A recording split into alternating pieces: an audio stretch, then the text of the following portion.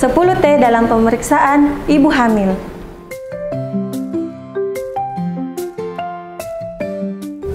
Yang pertama, timbang berat badan dan pengukuran tinggi badan. Kedua pengukuran ini penting untuk dilakukan, terutama pada awal masa kehamilan. Dari data berat badan dan tinggi badan ibu, bisa mengukur indeks massa tubuh ibu sehingga bisa memperkirakan apakah ibu memiliki faktor risiko obesitas atau tidak.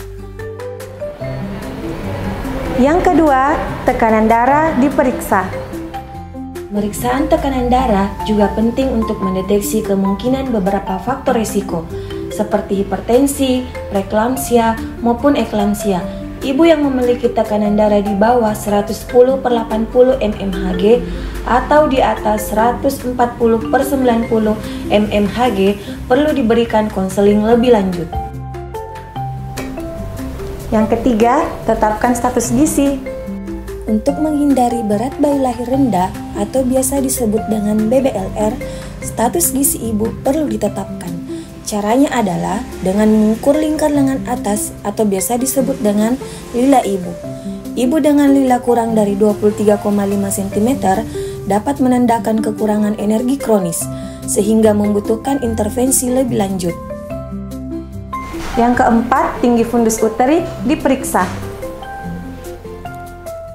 Untuk menentukan apakah pertumbuhan janin sesuai usianya, bidan perlu mengukur tinggi fundus uteri yang biasa disebut dengan TFU atau puncak rahim.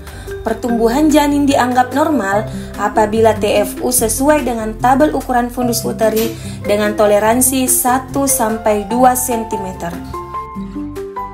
Yang kelima, tentukan persentase janin dan denyut jantung janin.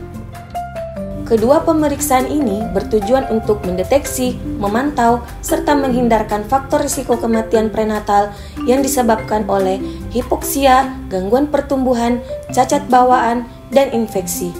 Detak jantung janin biasanya sudah bisa dideteksi dengan fetal Doppler atau USG sejak kehamilan 16 minggu.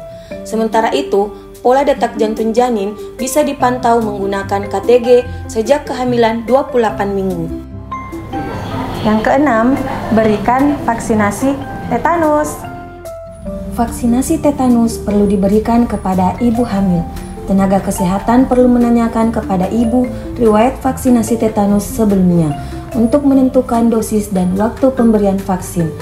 Vaksin tetanus bekerja dengan efektif jika diberikan minimal 2 kali dengan jarak antar dosis adalah 4 minggu. Yang ketujuh, tablet zat besi diberikan. Untuk mencegah kekurangan zat besi pada ibu hamil, tenaga kesehatan perlu memberikan tablet zat besi, minimal sebanyak 90 tablet selama kehamilan, dengan konsumsi 1 tablet per hari. Imbau ibu untuk tidak meminum tablet zat besi bersamaan dengan kopi atau teh, karena dapat mengganggu penyerapannya. Sebaliknya, imbau untuk mengkonsumsi makanan kaya vitamin C untuk meningkatkan penyerapannya. Yang ke-8, tes laboratorium rutin dan khusus. Tes laboratorium perlu dilakukan di tiap masa kehamilan untuk mengetahui kondisi umum maupun khusus ibu hamil, seperti golongan darah, HIV, dan lainnya. Tak hanya tes darah, tes laboratorium protein urin juga perlu dilakukan untuk mengetahui ada atau tidaknya faktor resiko preeklamsia. 9. Tata laksana kasus. Tata laksana kasus perlu dilakukan pada ibu hamil yang memiliki risiko. Pastikan ibu mendapatkan perawatan yang tepat agar kesehatan ibu dan janin tetap terjaga.